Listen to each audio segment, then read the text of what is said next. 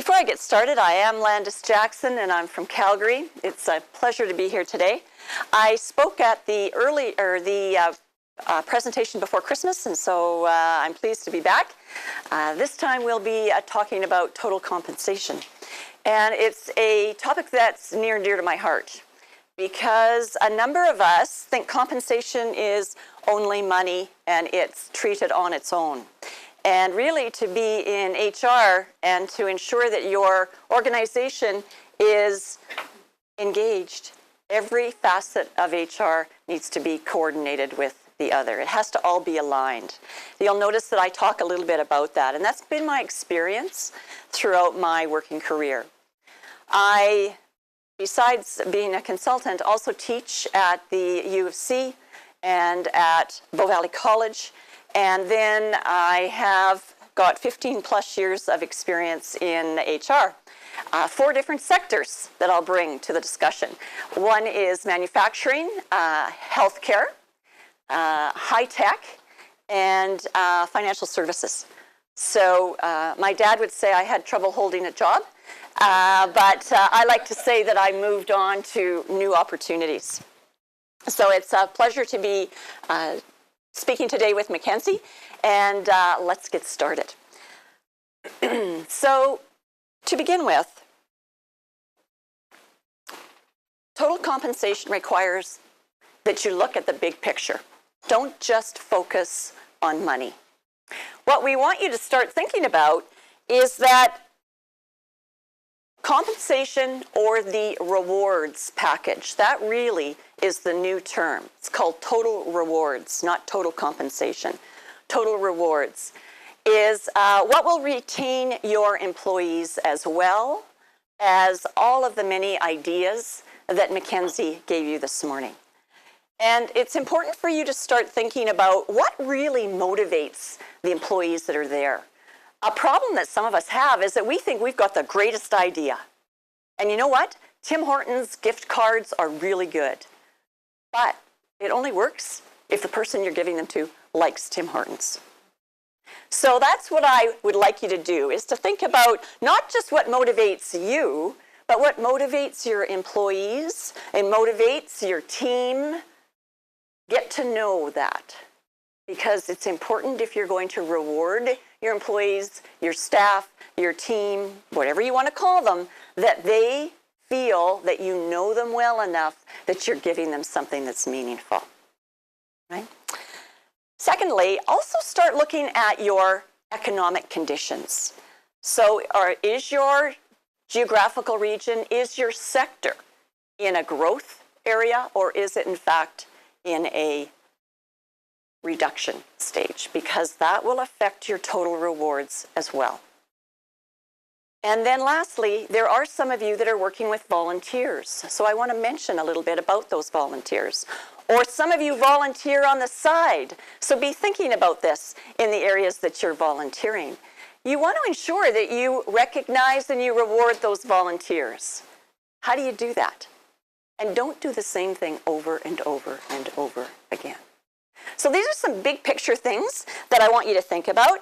And in the particular sector that you're in, how do you reward those people so that it's meaningful for them? Rewarding in construction is much different than rewarding in the professional services. And we've got representation here today in both of those fields. So make sure that you think about that. So I'd like you to go along a little ride with me, and we're going to think about 3 different areas. 1, business strategy. 2, organizational structure, and 3, your employee behaviors. You need to think about all of these first before you create your reward package, because everything has to align. If in your organization something's not working, it's because there's a misalignment, and your team members sense it. So that's why it's important to step back a bit. Don't be in such a rush to do everything. Spend an hour to have a planning session, whatever works in your particular environment. And think about the strategy of your organization business-wise. How large is your workforce? Where are your workforce all located? What's the purpose for for that business to be in existence? What's your vision and your mission? And those are different. Today's purpose is not to come up with a vision mission, but those are different. So make sure that you have a clear understanding of what those are. And then think about the type of employee that you want to bring into your particular organization. Those are ideas to think about in regard to business. Then let's move on to organizational structure. How is your particular organization or company structured?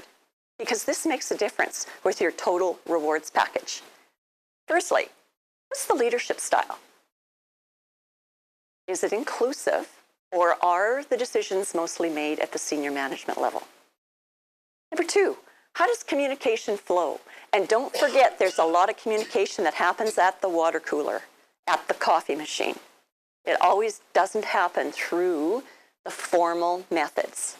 Find out in your organization who are those folks that are the key informers in your organization. Think about your reward package or your program, and that's what we're going to talk about today. Are you centralized or decentralized? And how are people viewed in your organization? Does senior management really value their employees, or is it just in their mission statement and they really don't care? I see some smiles and some nods, so yes, that happens sometimes in organizations. And then think about the behaviors you want to reward in your team members, in your employees. Do you want to have long-standing employees, or would you prefer to have some movement? Do you want to have some new ideas coming through the door? Are your team members mostly task-driven? So you come, you do this particular work. Or do you want to start to see some innovation, some creativity, some new ways of doing things? Are your clients changing, so therefore you have to change how you are doing business? And then last, bring that passion and that engagement out. So these are three topics that I want you to think about. Business strategy, organizational structure, employee behaviors. So right now, if I can get you looking at your worksheet.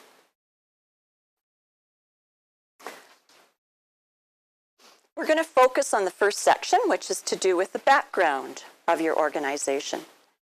So somewhere on that sheet, can you just write down some ideas, initial ideas that come to your mind about your business strategy?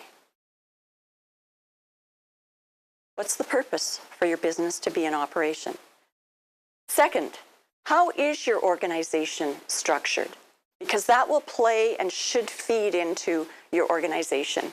And third, what type of behaviors do you want to see come out of your team members or your employees? What are you trying to reward? So I'll give you just a couple of minutes. Quickly write on that sheet your thoughts, and then we'll work through this first section after you've got those ideas. And if you're here with some of your team members, feel free to have conversation. Just getting you to think about where are we right now? Just background information. It's important for you to do that thinking. I'd like now to just move on and talk about a couple more things before we get into the worksheet. What's your employer brand? If I was to ask any of your team members, what would they say about your brand? Don't have to answer out loud, but just be thinking, what would they say? And it's important for you to go to your staff, your employees, your team members, and ask them, what's the reputation that this organization has? What are we all about? Don't assume in your little ivory tower that everything's perfect. Get out there and talk to your team members about what that's all about. Secondly, if the senior management team, if the managers, if the HR team thinks that the brand is one thing and you get talking to people and you find out something different, then that's a clue to you that you've got to be rewarding different ideas in your compensation plan or in your non-monetary plan. The red light should be going off. And then what's your responsibility? Mackenzie alluded to this a little earlier, is we've got so many different generations in the workplace right now that your folks are very interested in the environment and also social well-being. What's your stance in the community? But this, as I find, is a very good way of bringing your people together, deciding on 3 maybe projects that you want to work on throughout the year. Something we did in an organization that I was in is that we had people between the ages of 13, believe it or not, because we had part-time employees at night, and then to the age of 70. And so we heard from our employees and staff that they wanted to get involved in the community. That's a wide range. So we started asking, what are your interests? What do we want to work with? We started to look at our vision and mission statement, and then we selected as a group, we brainstormed organizations in the community that we could maybe get involved with. Then we voted on the most popular 2. And then that year is what we spent our time on in regard to the social well-being or the environment issues that we were going to work on. And throughout the year, we used that as a team building exercise. We also used it as a learning. And so the 2 organizations that we adopted, one was the Canadian Diabetes Association, because one of our staff had been diagnosed with that and people were concerned. And the second is a learning program in the school system of how to read, because we needed people in our organization to really have a good high-level reading ability. So we adopted both of those, and then we used it for the year to engage our employees, and it worked very, very well. So I just plant that in your mind so that you can think about that in regard to your organizations. Something else before you get thinking about your total rewards is, what's the reporting structure in your organization? Is it hierarchical or is it fairly flat? Number 2, what type of technical skills are you looking for? And have you actually tested for those technical skills before individuals come into the workplace, or are you just assuming their resume is correct?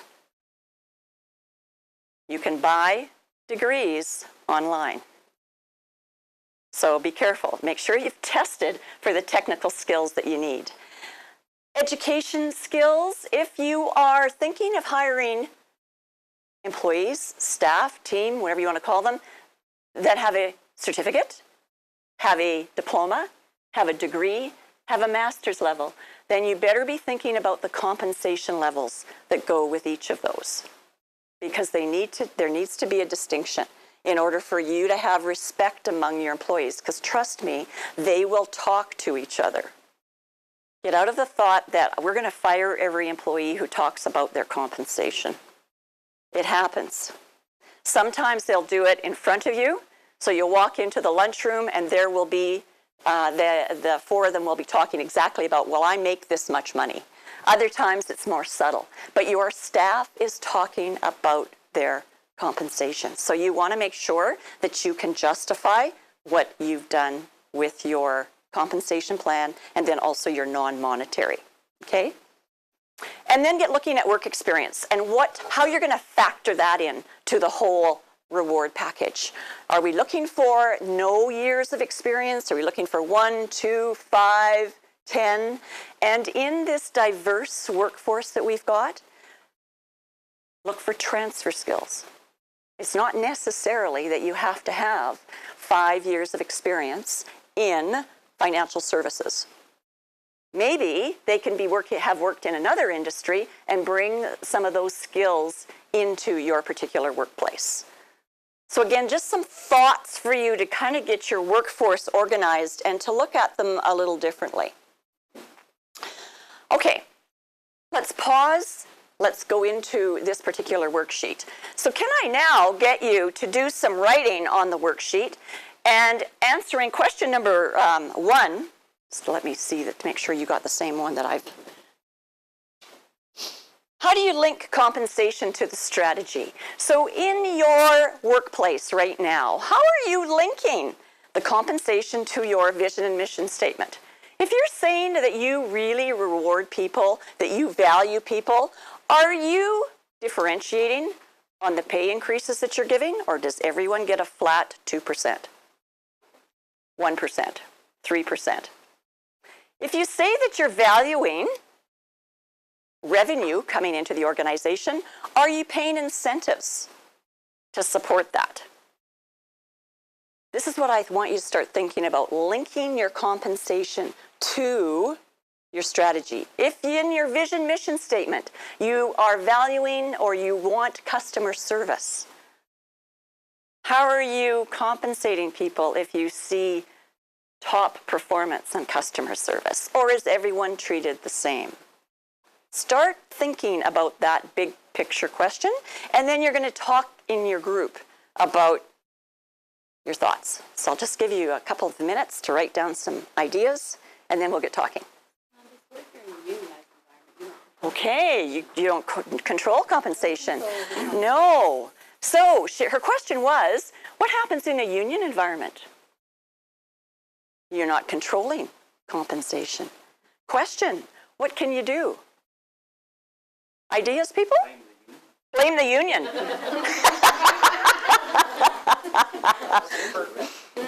Rather than blame the union, what else can we do? Ideas. What do you suggest? What experiences have you had? How many of you have worked in a union environment? Okay, what ideas do you have, folks? What can you do? Not working in Move, okay? That's not a choice. We're in health sector and we have to be in a union. What can we do? Nothing? Do you turn a blind eye and ignore it? What can you do in those union environments? Yeah. Right. So the suggestion was that you might want to get having conversations with your union and start looking at other factors that we could look at. One being wellness is a very popular one. Well-being is something that we'll talk about. That's a little different, and you can certainly bring that in. It's compressed work weeks, maybe. Maybe that won't work, but it's looking at things other than money. And if you're in a union environment, get having those conversations with the appropriate people at the table and talking about what can we do to be progressive. Just because it's always been this way is not acceptable anymore, no matter what type of environment that you're in. It's more difficult in a union environment? Absolutely it is. But you need to start having those conversations. But what else can we do? One good way to start is to survey your people. Find out what else might they be interested in looking at. So in your surveys, employee surveys that you have, that might be 1 or 2 questions on your employee survey. And then you work toward bringing that into your organization the coming year. Okay, everyone had enough time to get some ideas down? Let's start conversation at the tables then. Talk and share, please. Don't give company secrets away. Talk at a higher level than that. But how do you link compensation to your strategy? Be honest. If you haven't, be honest about it. It's okay. We're here to learn. Come up with some new ideas. So I'm just going to give you 2 or 3 minutes. So away you go. Have a quick conversation. Ideas, folks, that you had at your table. I'd like each table to share just a couple of ideas that you had. Aligning your compensation with the strategy. If you can give us a little bit of background about the organization that you come from and then also the idea, that would be great. We learn more from each other than you're ever going to learn from just me. We've got ideas around the table. You're networking right now. So that's what I'd like us to do, is to share a couple of ideas from each table. We're not taking a long time. So just a couple of ideas at the table, please, about how you are aligning your rewards, your total compensation with your vision mission. I'd like our guest and Hannah to also hear. So if you'd like to share, I'm going to give you the microphone as well. Okay, so at the table at the back, can we start with you, please? Ideas, just a couple.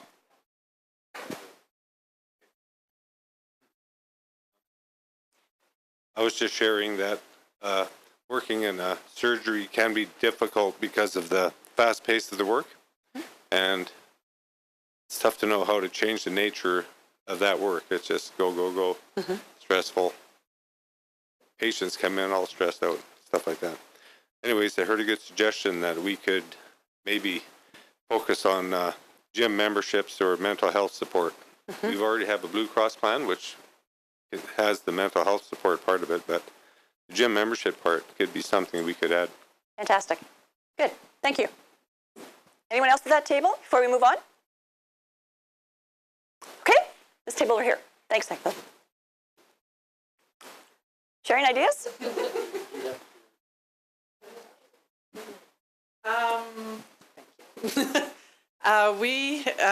We're an interior plantscape company, so our main focus is having our plants look great for our clients, our commercial clients that we have. And several years ago, we, instead of having somebody walk through and do a review based on their perception, we made it into a numerical scorecard. So that if they had 10 clients, they would get a percent out of 100%.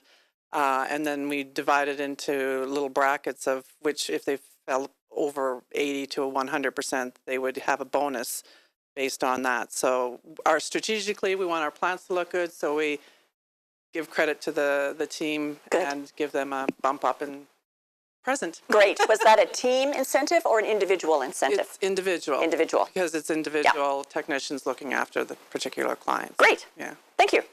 Anyone else at that table? If not, we'll move into the middle here, please. Ideas?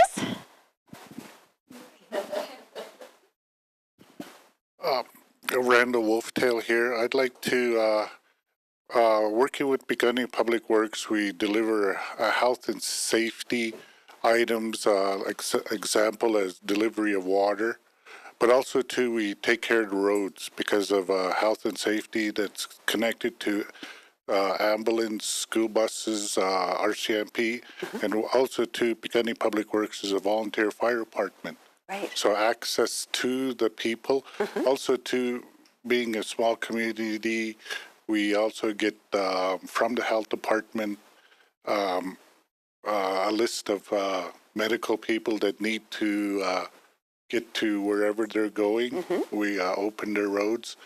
So sometimes they go beyond. And this past year, Christmas, the boys were still working at Christmas Eve, but they got, overtime. Right. And, like Floyd Provost would say, nobody else is going to do it. We might as well go out and do it. Right, right. Yeah, thank you. Great, fantastic. And this table up here.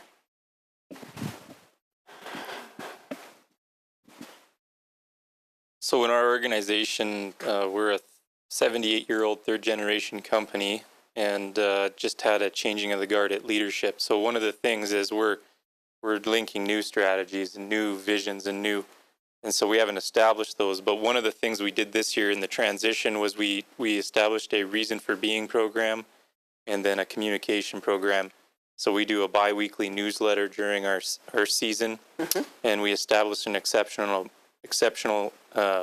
team member type award, and that's nominated from the group from the of peers? about 110 employees, and then we draw names. Okay. And then for the reasons for being, their birthday, they receive a card and probably, I think it's a $15 or $20 gas card. Great. For the employees. So Okay. every employee's birthday is registered and they receive that. So those are things we've done in the interim while we're developing new strategies. And how's that been received? Because it's new. It's been well received. One of the other things we did is we did a company barbecue for the first time in ages to network with our employees to get some feedback. Yes. And then we just did a Christmas venture here where we changed the format from a sit down to a networking night with our employees as well. And we gave a $1,000 for best attendance for that year. So it was a way to re-engage our employees through this transition. Yeah, great. You're coming up with new ideas. Transition is difficult. While he was talking about the barbecue, a couple of things that we did over the years is that we would have barbecues for our team members, but the people that worked it were the senior leadership team. Not the team, not the employees. It was we were rewarding them. So it was the president who didn't know how to cook, who didn't know how to flip burgers, that was there trying to figure out how to do it. What did that do? It engaged everyone because they saw that the president was a real live person. Yeah. So we did that. We've had I'm from Calgary, so Stampede is very important. You have to have some type of an event during Stampede. And again, there's a lot of flipping of pancakes. And so sometimes the senior management team doesn't know how to do that. Well, we have a quick lesson ahead of time. And we show them how to handle the breakfast so that they can serve their employees. It doesn't take a lot of time, but it really does give you traction. So things like that are ideas that I'd like you to maybe just have time when you're with me today to ponder. Get out of what you've always done. Think of things a little differently. It will engage your employees. If we can move on, or does Hannah have any comment? Okay, all right. A couple of things. Have you or do you, on a yearly basis, share with each of your employees their total reward package? So that includes what they make in regard to their base salary or their hourly rate. Do you also share with them what the benefit package is worth if they receive a benefit package? Do you also talk to them about, maybe you have a health spending account. So it's one page at the end of the year that you present to people to show them what their total reward package is. Reason for this is it may help you with your retention because employees tend to only look at money. That's my reward. It's only money. So it's a piece of educating them about what the total reward package should be. But secondly, it gives them the total package. So when they're approached by your competition, or when they're looking in the papers or online, they can start to understand what their total package is before they jump ship. Because obviously Calgary's a little larger, and so we have people come back to us and say, uh-oh, I made a mistake. I thought I was going to make more money going to this company. I've gone over there, and it didn't work out that way. Can I come back? So I suggest that you might want to think about that total, and it's one page.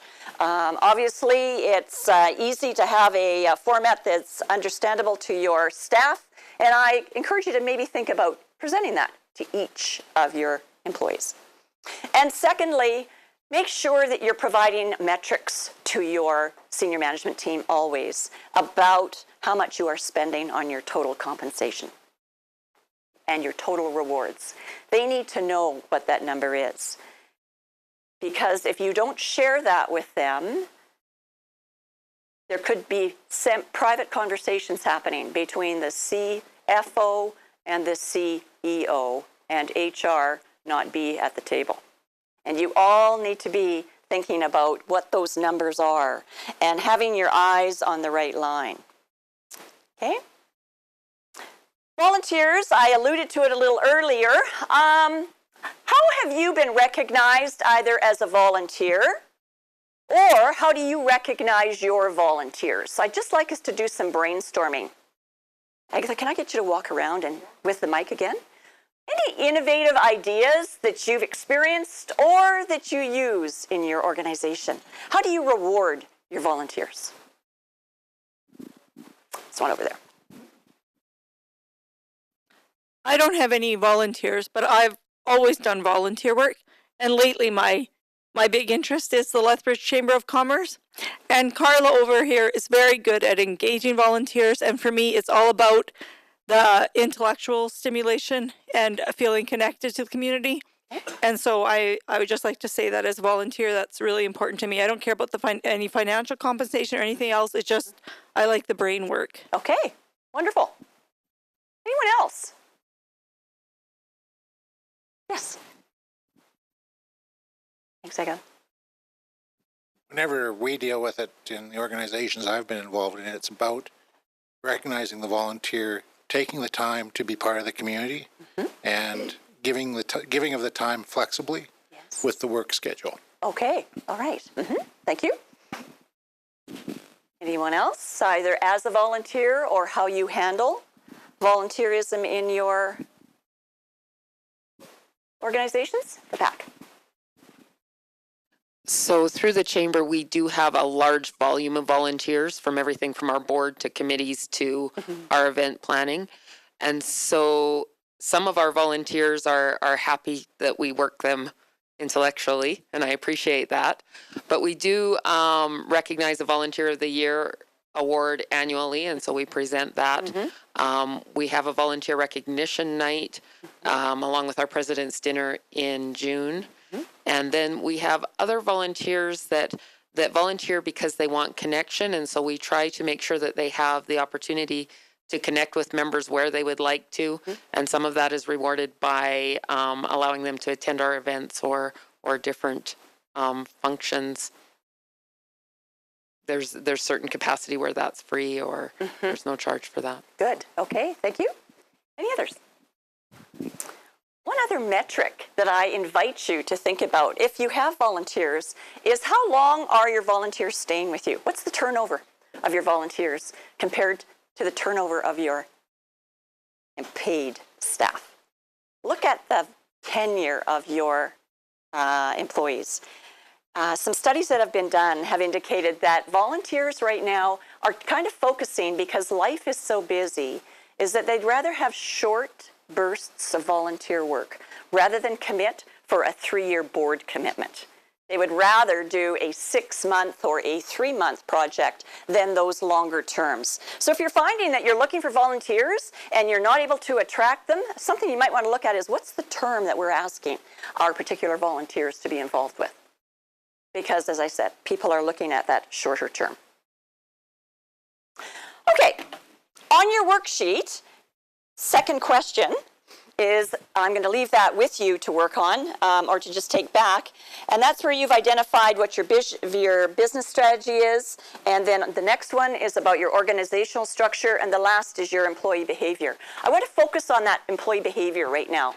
In your table, can you share what you are looking for from a behavioral perspective from your employees? What do you want to see when you go to work from your employees? What should we start rewarding? What are those behaviors? Don't just say we want them to be punctual. What are you looking for in their demeanor, in their activity when they're in the workplace, so that we can start to focus on that and maybe do some rewards associated with that behavior? So quickly share in your group. I'm going to give you 2 or 3 minutes only, and then we'll talk about it. So where you go. Behaviors. What are you looking for? Yeah. I'm going to interrupt again and just get you to wrap up your thought before we move on.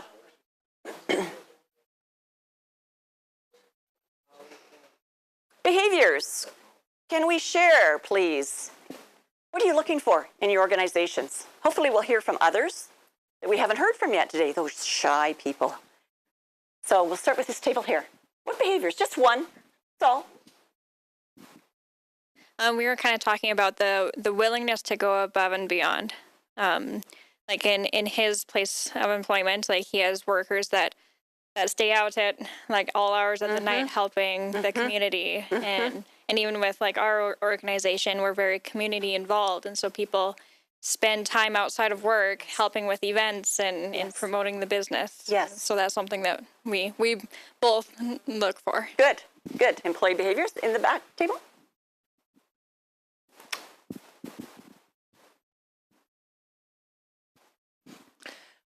Just to add to what Amanda said, but other things that we definitely look for are customer focus in all our employees, as well as I guess being very results driven. Just being in the auto industry, having that drive and driving to results, and being almost a bit competitive would certainly help.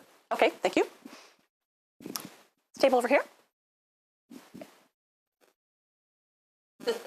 I can't think. For us, it's mostly initiative and someone that needs to be a self-starter that doesn't need to be monitored constantly. Yes. And great people skills are very important. And what do you mean by great people skills? Well, we deal with clients on a regular basis. That's what we do. I mean, we're numbers focused, but that's not the most important part of our job. It's actually being able to explain what the numbers mean to clients, right, and building that relationship with clients so that they trust us with their money and their tax decisions. Okay. This table?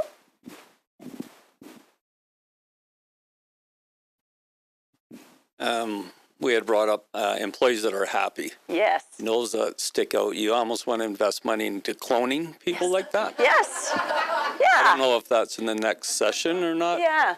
That's in step 2. Science and HR. It's for the automation robotics place. Yes, yes. It's the robotics workshop next in February will be that. Okay. Now, my question to you is this. If those are behaviors you're looking for, where in your reward package are you letting people know if they're doing those behaviors, if you're seeing those behaviors? You don't have to pay them. Talking to people means a lot, but telling them exactly what you like and what they're doing. So even in a union environment, don't just go and say good work. What the heck does that mean? Good work for what? What did I do? Be specific in what you tell them, but be timely. That doesn't cost any money. Those of you that like photos in your companies, Employee of the Month, you can put the pictures on the wall, but just ask the person ahead of time. If they're really shy, don't assume that they're going to like to see their picture on the wall as they walk by every day. And secondly, in this day and age that we have, don't be posting those Employee of the Month in a public area. Make sure you have it in an area where the staff is and not the public, because you're not able to do that anymore. The other thing you want to also think about is peer-to-peer recognition. You can't be everywhere all the time. So encourage, and if it fits in your organization, some of that peer recognition for the behaviors that you're looking for. Now, from an HR perspective, those of you in leadership roles, you better be coaching your leaders that the behaviors that you're asking your employees for are the behaviors that the senior management team is showing. Don't in your vision say that we care about people, and then your senior management team say, oh, who cares about the people? I just want them to work for us and get the work done. Who cares how they feel? That's a disconnect, and your people are going to see through that. All right, let's get on to the monetary piece. I just want to give you some things to think about. You may be doing all of these already, but compensation, there needs to be some structure and some organization to it. So firstly, are you gathering information on compensation? Are there surveys that you can be a part of? Are you consulting with your networks about what the competitors maybe are paying? Or are you part of if you're a part of an HR team, are you meeting with other HR folks to share what some of those ranges are if it's comparable jobs? Get out there and find out what else is happening outside your particular organization. I encourage you also to set salary ranges. You have to justify what you're doing to your employees. You don't share confidential information, but it's better for your employees to see. Mackenzie this morning spoke about transparency. Share those salary ranges with your employees so that if you're in a junior level position, it's this to this. Now, this is where the union folks have an advantage. It's posted. It's in their collective agreement, so everybody can go have a look. So you don't have to do that. No, but those of us that aren't in union environments, look objectively at your salaries and see if you can identify if there's ranges. When I've gone into every organization, I've been in the position where there has not been HR before. What have I found? A mess. We hired you and pay you this because you came in at this particular time. You're doing the same job, we're paying you something different. So we've had to organize our particular salary ranges so that we've got some structure to it, okay? Third, make sure you have wage ranges depending on responsibility. So if you've got people who have management responsibilities, supervisory responsibilities, and they're actually truly doing it, then you should in fact be rewarding them through money for that. So have a look at that. And some of you, I thought there would be more not-for-profit here. This is a survey that is conducted and it's just focused on not-for-profit. So that's why I specifically put it on there for you. But check out those surveys to see if you can participate in them. And usually if you participate, you receive the survey information once it's done. If you're not eligible for that, then check with some of your network to see if they're willing to share, or if you're part of the association, whatever sector that you are in, there might be some sharing at that point. Now, base pay is for the time. The time that people are there, that's why you're paying them, base pay. That's what it's for. But then I want us to be thinking about the external market assessment that you've done. What's happening in Lethbridge? What's happening in Fort Macleod? What's happening in Calgary? Get a sense of where things are at. What is the salary increase that the majority of the organizations are paying for this coming year? Is it 1%, 2%, 3%? You can then make a decision. There's a company that I'm sure you're aware of. They're called WestJet. They're not high payers. We all know that. Well, then why the heck do they have all those people apply for jobs at WestJet? It's the culture. It's other things. That's showing you that it's not just money. So don't be concerned if you're a low payer.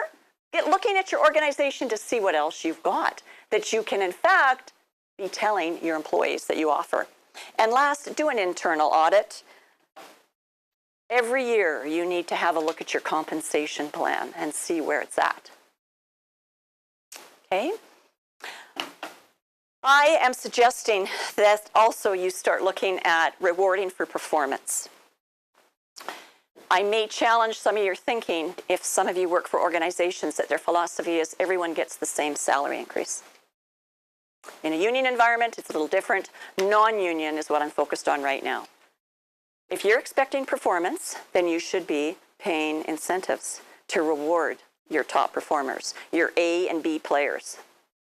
Your D players, if they get the same increase as your A players, how are you rewarding them?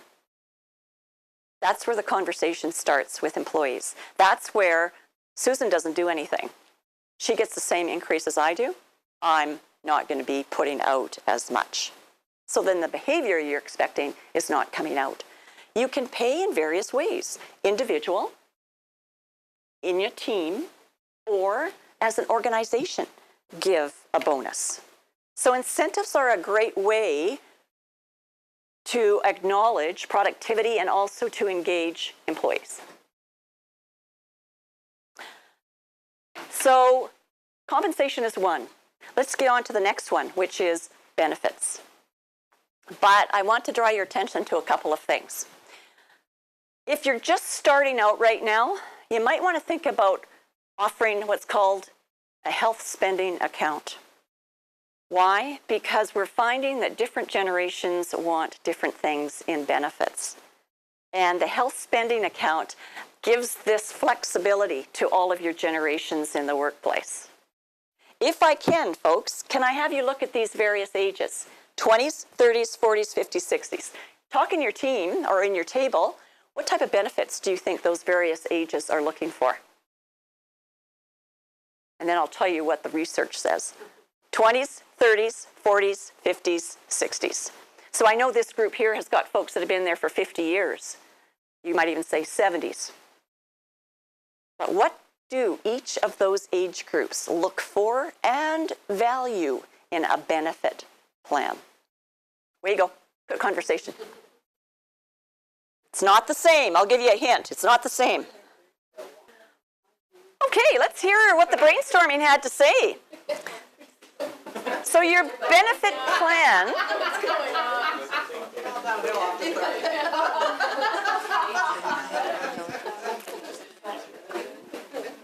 If I can get us together. So your benefit plan needs to have flexibility in it, is the bottom line. Now, also ask your benefit provider. People, they have a responsibility. Quite often, HR doesn't make your benefit provider work for you. You just take everything that they've said. Push them. Ask them. What are the trends in Lethbridge? What's the trend in Fort Macleod?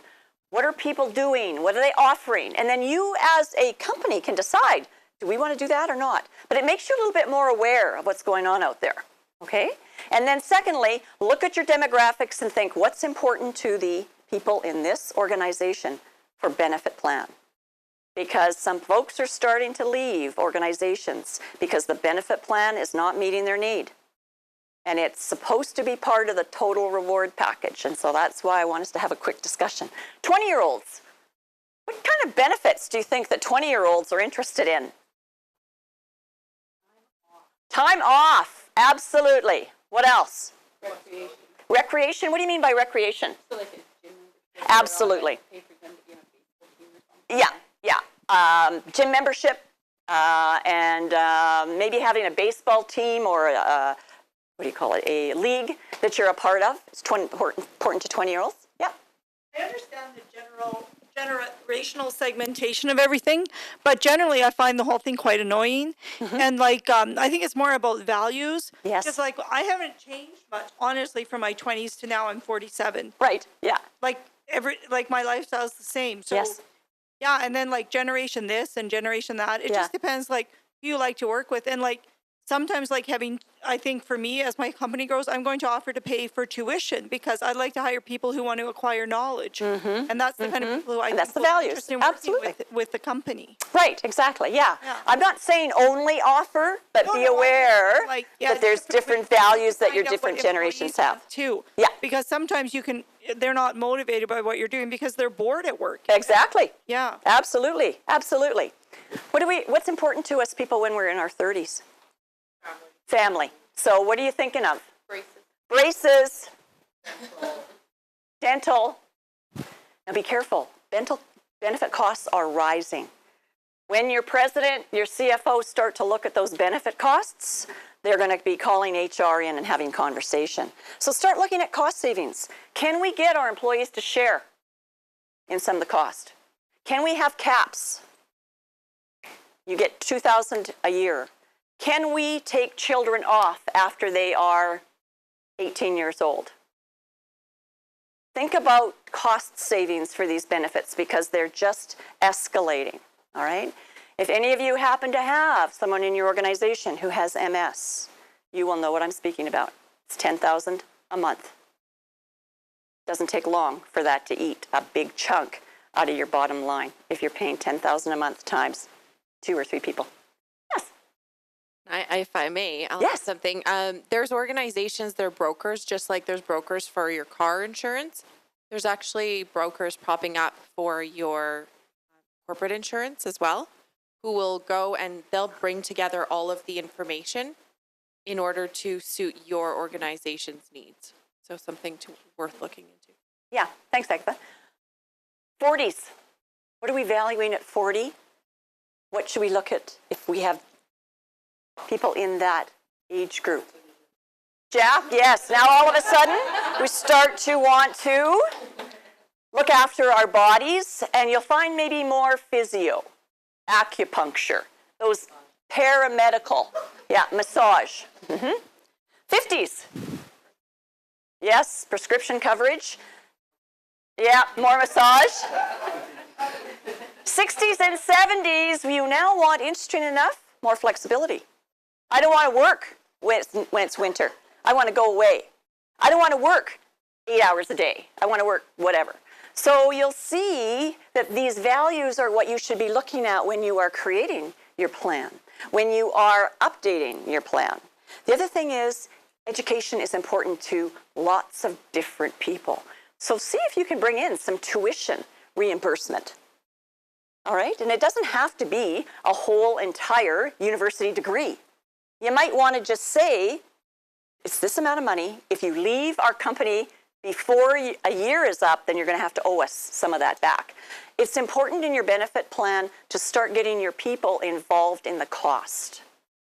The days are gone when companies paid for everything. It's just too much money. You've got to spend your money in different ways. Couple of things. You do have mandatory responsibility. Bill 17 just came in January 1st. Make sure you're well aware of what implications that has in your workplace and that you're educating and training your staff about what those changes are. When you're talking about well-being programs, think about these areas, folks. You don't just have to have it on physical. I worked for an organization that high-tech, where we had a lot of younger people, 20 years old, 30 years old. They just finished university, so they were in debt. They didn't know how to get out of debt. They didn't know how to save. So what they asked is, can we have a wellness program that focuses on finances? So we offered that to them. The engagement from that was incredible. Social responsibilities that we have in the organization to the community. What community work can we do? And then career development is important. that you might want to think about those focuses for your well-being programs. Supplemental health, life, dental, and many others. But it's just to get you looking and assessing your benefit plan. Let's move on now to the non-monetary. This means just as much to some individuals in your organization as your monetary, your compensation, and your benefits. So be thinking about some of these. What do you offer in your organization? What growth opportunities do you have for your employees? Do you encourage people from different experiences, different education, to get together and have conversation? Are you following the same process just because? Do you always have to go out to learn, or can you learn on the job? It's that different way of looking at your non-monetary rewards that is important. Most importantly, ask your employees. They've got great ideas. Senior management doesn't have to know the answers all the time. So ask your employees what other ways that you can offer them opportunities to grow. Recognition, we've talked about it. Make sure it's meaningful and that not all of your employees are motivated by money. You'd be surprised to hear what some of them are motivated by. So ask before you recognize. Have some social rewards. I'm not going to spend any time on this because Mackenzie spoke about it, but bring some fun into the workplace. Some of your workplaces people are a little boring. Nothing ever happens there that people engage in fun. And you'll bring out a new side of your employees if you offer that to them. But tell them why you're having a social get-together. Don't just say there's a party. Give them a reason for that social activity. Some organizations are planning active things at lunch, or sometimes for meetings, they're having walking meetings. So you leave the building and you're having conversation while you're walking around. You're not at your desk sitting. And when you have social events, don't always have them at the end of the day. Start them maybe at the end of the workday, so that if you have commitments outside of work, you're able to engage in some of those activities before you have to leave and go do your home activities. So maybe start your social event at 3 o'clock rather than starting at 4:30, because that's the end of the day. It's respecting the flexibility that you want your employees to get involved with. Do you ever bring a guest to the social event? Or do you always bring guests? Do you ever just have social events for your staff only? Volunteer activities, again, think about some involvement in the community. It brings out new skills in your employees, and it brings out loyalty. My last comment that I wanted to make to you is review your compensation annually. Don't get in the rut where you only view it when too many of your staff start complaining. Get ahead of the game, assess it. Be thinking about 3 areas. One is the money, not just base pay, but incentives. Also the benefit package, and then the non-monetary awards that you can give. On your worksheet, I've also asked you at the very bottom, what's one idea you're going to take away from today and you're going to think about for your organization? So you can focus on that. You don't have to write it here. I'm not checking, but it's just to get you walking away with one idea. So I'm going to end at that point. Any questions before we move on? And I know some of you have to leave to go to another session, so thanks for coming.